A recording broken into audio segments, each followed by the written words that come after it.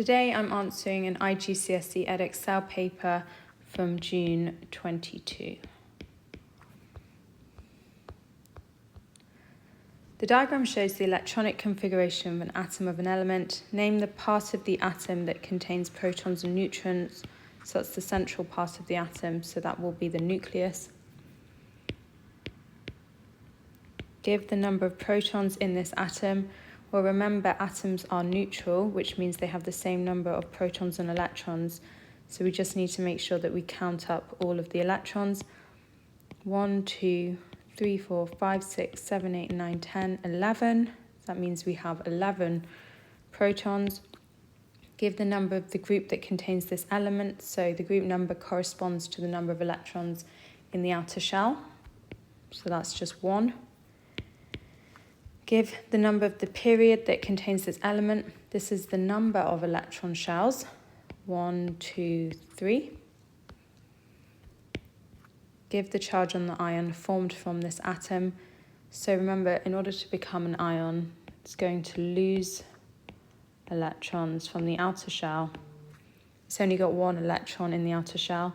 Electrons have a negative charge, so by definition, it will be 1+. The box shows some changes of state. The table lists some physical changes. Complete the table using words from the box to show the change of state for each physical change. Water to ice. So we're going from a liquid to a solid, so hopefully you're happy that that's freezing. Steam to water, so that's gas to liquid, that's condensation.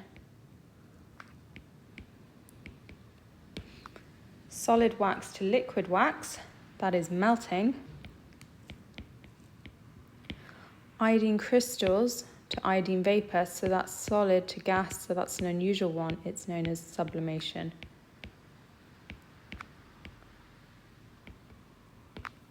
A student plans to obtain salt crystals from a mixture of salt and sand. The student adds pure water to the mixture to dissolve the salt. State 2 things the student could do to make the salt dissolve quickly. Okay, use your common sense here. First of all, if you heat it, that will definitely encourage that salt to dissolve, and also if you were to stir the mixture. State what the student should do next to separate the sand from the salt solution. So sand is an insoluble solute or solid, so the best thing to do to separate that is just to filter it. Describe how the student can obtain pure dry crystals of salt from the salt solution. I'll actually, for once in my life, draw a diagram. Here's our evaporating basin. There's the salt solution. We place that on a piece of gauze, which is on top of a tripod. You need to heat it using a Bunsen burner. Remember, we're not keen on art in chemistry. You want it to very much be two-dimensional. There's your heat-proof mat.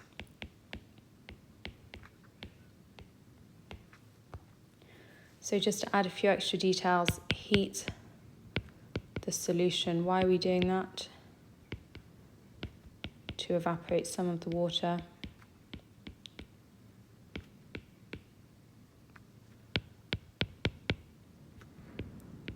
Then you want to leave it to cool, and then you want to dry the crystals, so leave to dry in a drying oven.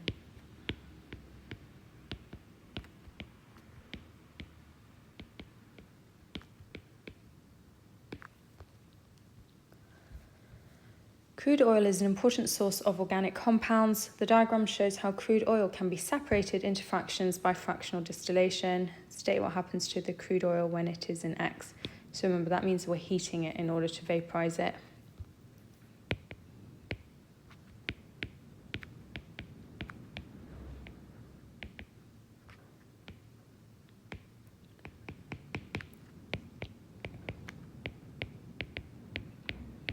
Give the name of the fraction E. So remember, the lowest boiling point fractions will be at the top: refinery gases, followed by petrol, followed by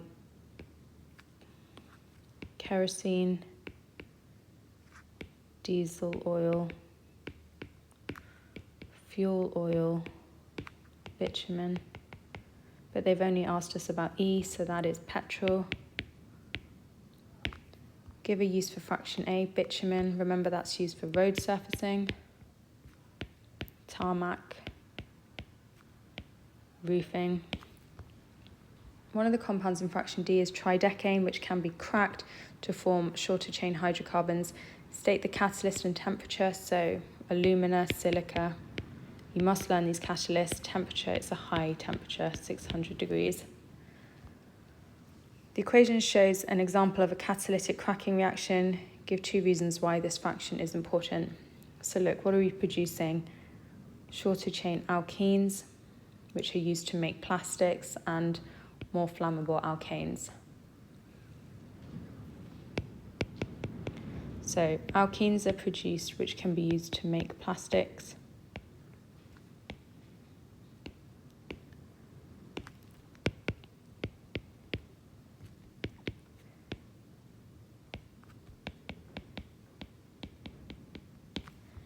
Shorter chain alkanes are produced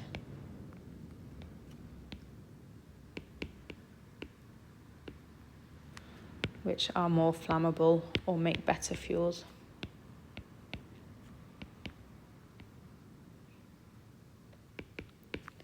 Sulfur is an impurity in crude oil. Explain why this is a problem for the environment. So you need to be able to recognise that this is a way that acid rain is produced. So that sulfur in the crude oil produces sulfur dioxide when the fuel is burnt.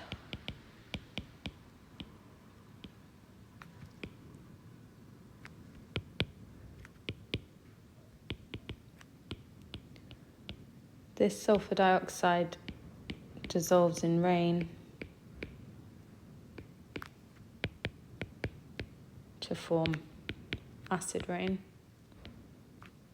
which, remember, damages trees, damages limestone buildings, makes lakes and rivers too acidic. A student uses the reaction between iron and oxygen to find the percentage of oxygen in air. The diagram shows the apparatus the student uses. State why the iron powder needs to be wet. That's so that the iron will start to rust, because water and oxygen are needed for that.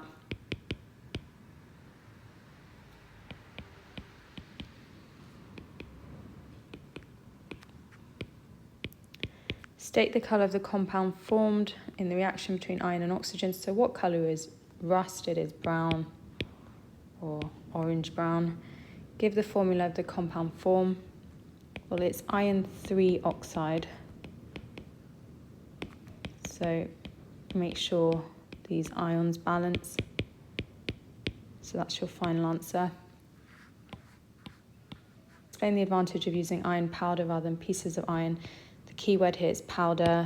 Powder has a larger surface area, meaning that the iron will rust faster.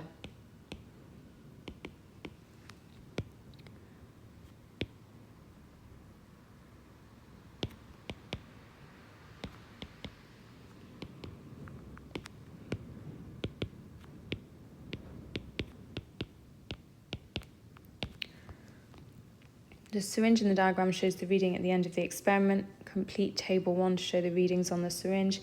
Give both values to the nearest 1 centimetres cubed.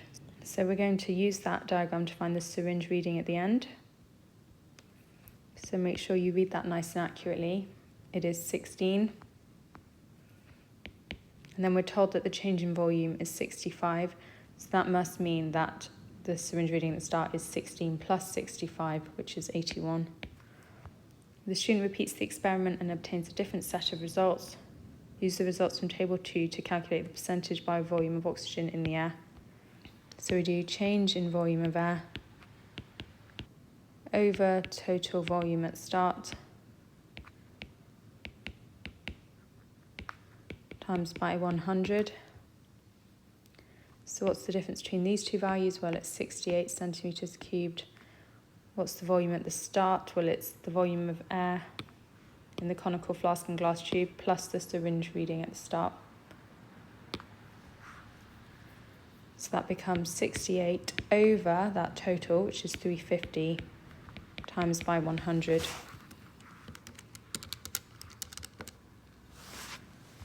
to get a reading of 19.4 to 3 significant figures. This question is about alkanes and alkenes. The alkane C5H12 has 3 isomers. State what is meant by the term isomer. Well, it is compounds with the same molecular formula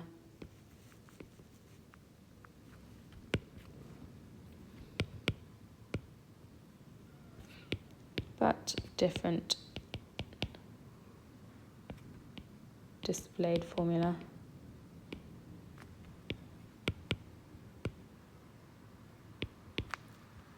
Calculate the relative formula mass of C5H12. So what is the mass of carbon? Use your periodic table. It's 12. Mass of hydrogen is 1. Pop that into your calculator to get 72. This is the displayed formula of one of the isomers. Give the name. So count the number of carbons in that long chain. It's 5.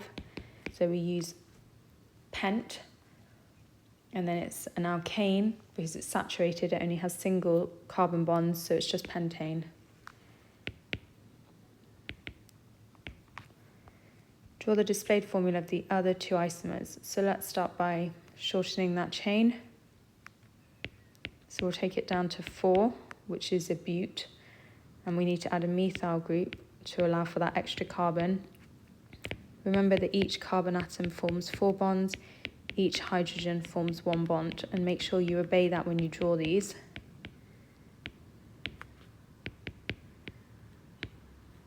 Just make sure you count it off. 1, 2, 3, 4, 5. 3, 4, 5, 6, 7, 8, 9, 10, 11, 12. Yes, so that is still C5H12. So that's 1 isomer done. Let's shorten that chain further and add 2 methyl groups. Again, complete the molecule.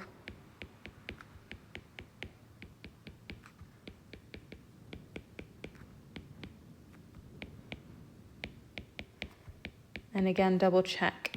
Have you got 5 carbons? Yes. 3, 6, 9, 12. We have 12 hydrogens.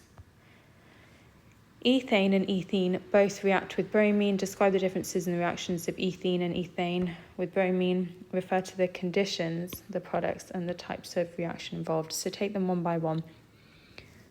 We're going to start with ethane and bromine. Remember, you need UV light, and it's a substitution reaction. Let me show you that now. So draw them out. Displayed formula is a good idea here.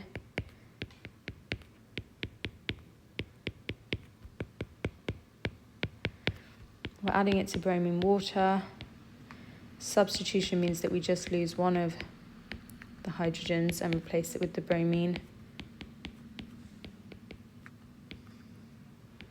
meaning that you have an HBr left over. So this is bromoethane. It doesn't mention anything about colour changes, so I wouldn't worry about that. So there's number 1. What about ethene and bromine? This time we have an addition reaction.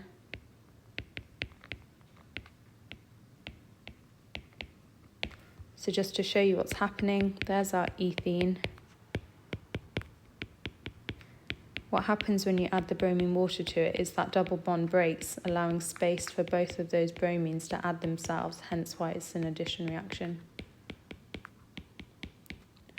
So what's the name of this substance? Well, it's 1,2-di, because there's 2 of them, bromoethane. A student uses this apparatus to investigate the reaction between magnesium and dilute hydrochloric acid. The word equation is this. Complete the chemical equation for this reaction. So magnesium is in group 2, so it has that charge on its ion. Chlorine is in group 7. We do 8 minus 7 and make it negative. In order to have a balanced formula, you need this, MgCl2. Hydrogen is diatomic, so we need H2. And then double check to see if it's balanced. It is. Give the test for hydrogen. Please don't write squeaky pop test. You want to add gas to a lighted splint which burns with a squeaky pop in the presence of hydrogen.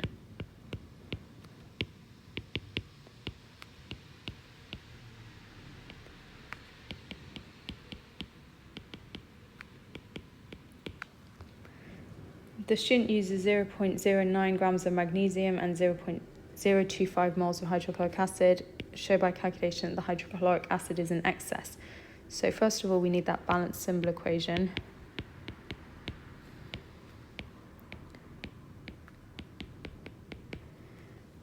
I'm going to try and find out the moles of hydrochloric acid needed. So I set myself up with a table like this. Tables always work really well. I'm going to try and find the number of moles of hydrochloric acid. So I'm going to put an X here. I'm going to put in the mass of magnesium I've been provided with. The MRs find out from the periodic table. MR of magnesium is 24. The MR of hydrochloric acid is 1 plus 35.5. Now we're ready to find the number of moles. So use this formula triangle, which says that number of moles is mass divided by MR, so 0.09 divided by 24 to get 3.75 times 10 to the minus 3. What is my number of moles of hydrochloric acid? Well, just check that mole connection. I need double, so times that number by 2, which is 7.5 times 10 to the minus 3. So that's the moles of hydrochloric acid I need, but I've been given much more than that. I've been given 0.025. So I'm going to say 0.075 HCl moles is needed. But 0.025 is provided, hence why it's in excess. The student measures the volume of hydrogen collected at regular intervals until the reaction stops. Plot the student's results. So let's get plotting. Use little neat crosses. So at 15 seconds, we've made 40 centimetres cubed. 30, we've made 68. At 45, we've made 80. At 60, we've made 88. And at 75, we've made 88. Then it says draw a curve of best fit, which I'm going to struggle to do on the iPad. Oh, it's not very good. You want to try and get those crosses a bit more evenly distributed. Determine the volume of hydrogen collected in the first 10 seconds. Show on the graph how you obtained your answer. So here's my first 10 seconds. Let's read across. So that's 32. Explain why the rate of reaction is greatest at the start of the reaction.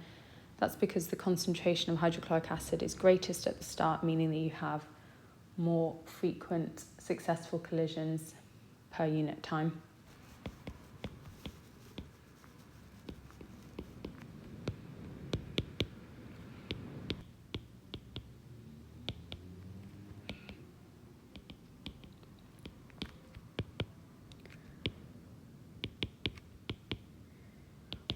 The student repeats the experiment at a temperature 5 degrees higher. All the other conditions are kept the same. On the grid, show the curve you'd expect the student to obtain. So it's going to take place much faster, which means we'll see a steeper gradient. But because we haven't added any more in terms of quantities, concentrations, you'll still expect it to level out at 88. So something like that. Explain in terms of particle collision theory how increasing the temperature affects the rate of reaction. So let's first of all make a statement. Increasing the temperature increases the rate of reaction. Why is that? Because particles have more kinetic energy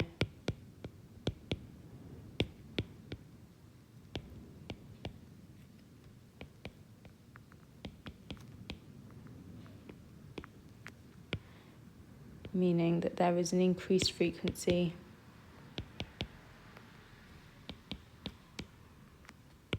of successful collisions per unit time.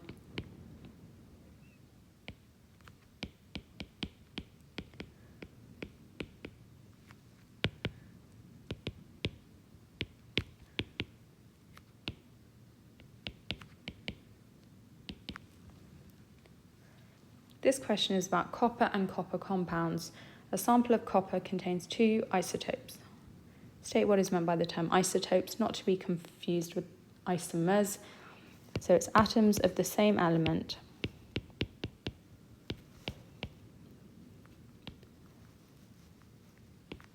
with the same number of protons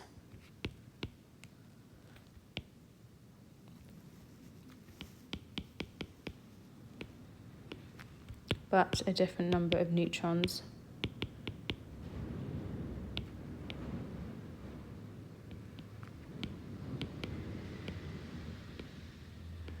Calculate the relative atomic mass of this sample of copper. Give your answer to 3 sig fig. So remember, we do the mass of the first isotope multiplied by its percentage, added to the mass of the second isotope multiplied by its percentage, divided by 100. So that looks like this.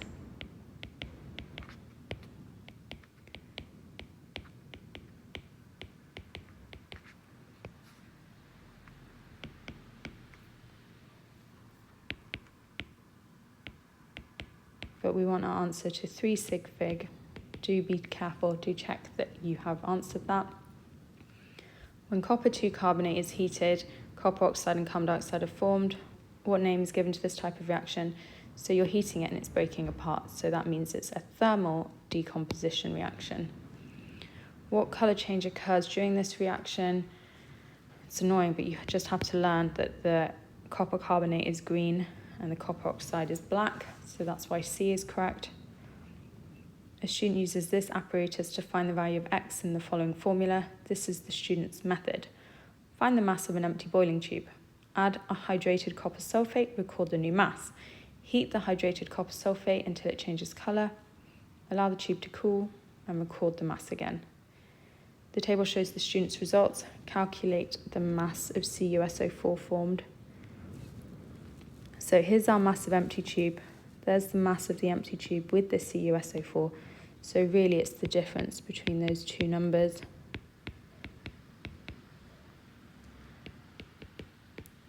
Calculate the mass of water formed.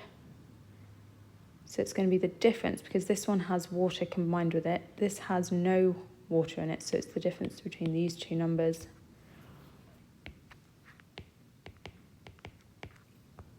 Show that the value of X is approximately 4. So how do we set this up?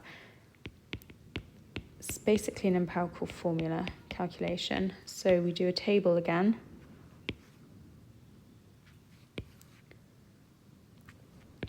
Same as before, mass, MR, number of moles.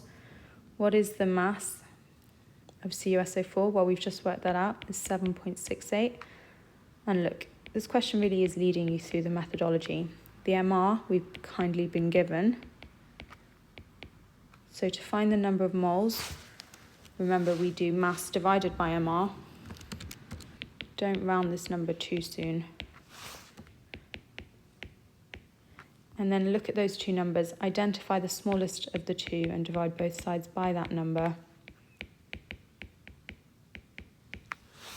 Happy days, the answer's 4.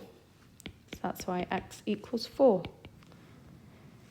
The actual value of X is 5. Give a reason why the calculated value of X is lower than the actual value. I mean, the most straightforward reason for this is that not all the water was removed from the hydrated copper 2 sulfate.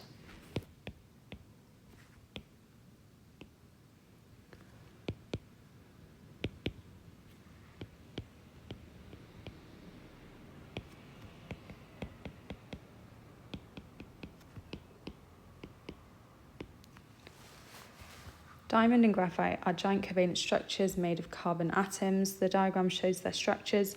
Discuss the differences between diamond and graphite. Refer to structure and bonding, electrical conductivity and hardness. So we're going to say both diamond and graphite are giant covalent structures.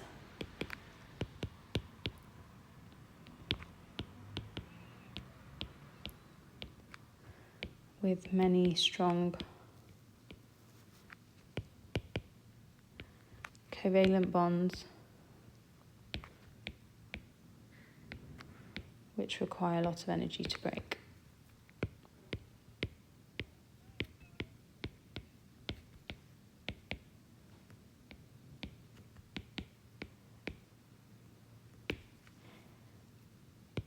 Let's add some further detail. Diamond is a giant tetrahedral structure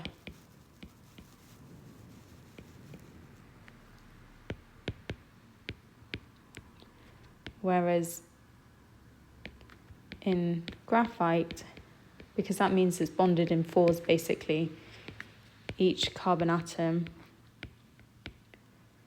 is bonded to 3 others.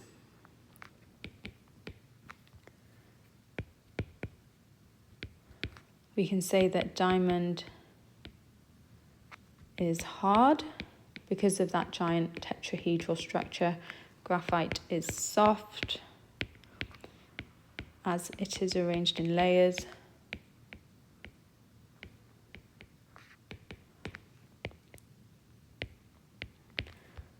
Diamond can't conduct. Make sure you're answering all the points.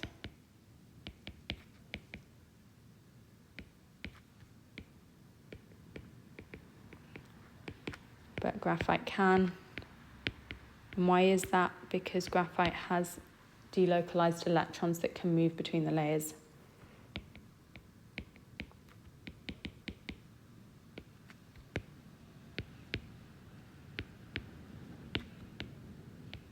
Gosh, that was a lot of writing for chemistry.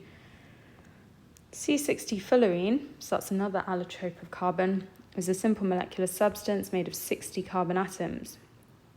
Explain why C60 fullerene has a much lower melting point than diamond and graphite. So whereas the other two are giant covalent structures, C60 fullerene is a simple molecular structure.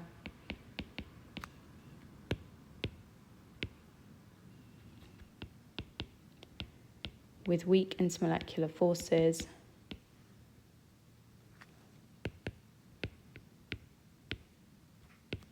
Which require little energy to break.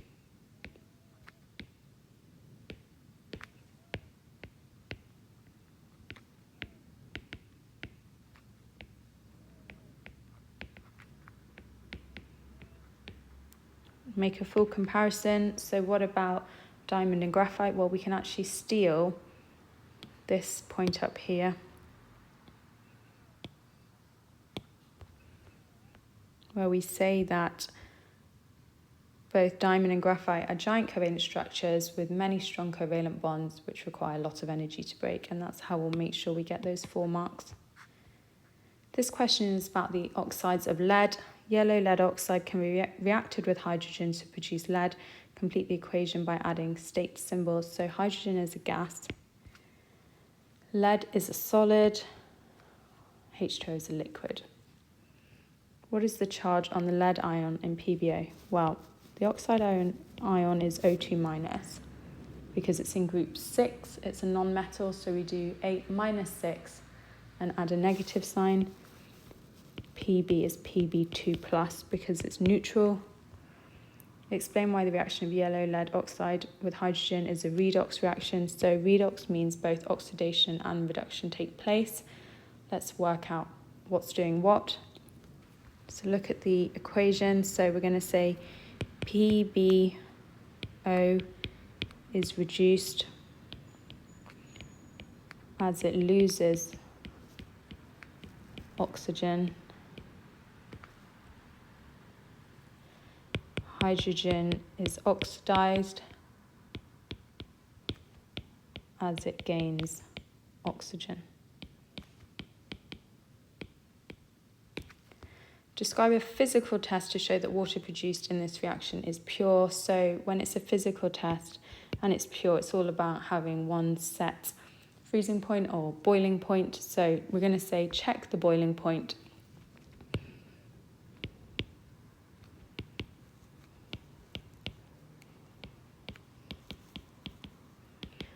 H2O is pure if it boils at 100 degrees Celsius. When red lead oxide is heated, yellow lead oxide forms. The equation for the reaction is this. A scientist heats a known mass of red lead oxide in a crucible in a fume cupboard. The scientist leaves the crucible to cool and records the total mass of the crucible and its contents. Describe what the scientist should do next to make sure that all the red lead oxide has reacted. Basically, you want to repeat the experiment until constant mass is obtained. And the neatest way of getting 2 marks is literally to write heat to constant mass. The red lead oxide used in the reaction has a mass of this. Calculate the maximum mass of yellow lead oxide that could form. So we need to steal this balanced symbol equation. Do make sure you copy it out in the exam. Back to my trusty table.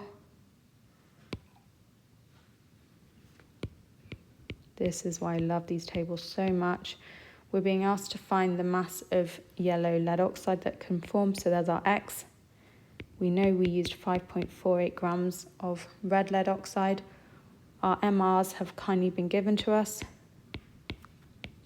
So let's find the number of moles of Pb3O4 by doing 5.48 divided by 685. Check the mole connection. It's 2 to 6. So really you want to divide this number by the 2 and multiply it by 6.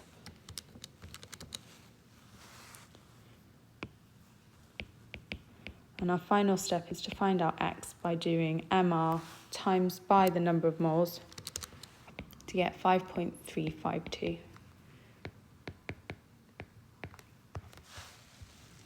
This question is about ammonia and ammonium compounds. Ammonia is a simple covalent molecule. Draw a dot and cross diagram to show the bonding. So we're doing a covalent bonding diagram. Let's have nitrogen in the middle. 3 hydrogens. Label them. Hydrogen has 1 electron in its outer shell.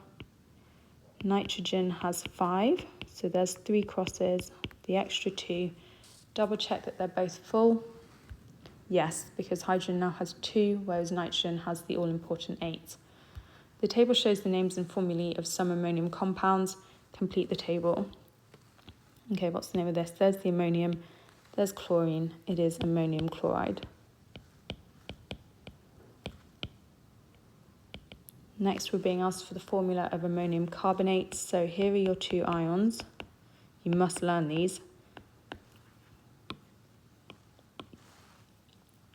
How do we make sure that's balanced? Well, we need 2 NH4 pluses. But remember, we need brackets to show that that 2 applies to everything. So quite a complicated formula there. When ammonia reacts with sulfuric acid, ammonium sulfate is formed. Write a chemical equation. So there's the ammonia plus sulfuric acid. Let's double check our formulae. Right, we're going to need 2 ammonium ions again. And then just make sure it's balanced. Describe a test for ammonium ions. So you must learn these chemical tests. We add sodium hydroxide and a gas is given off. Remember, you're expecting that gas to be ammonia. So next up, it's really what is the test for ammonia? Hold gas over damp red litmus paper, which should turn blue, proving that the original substance contained ammonium ions.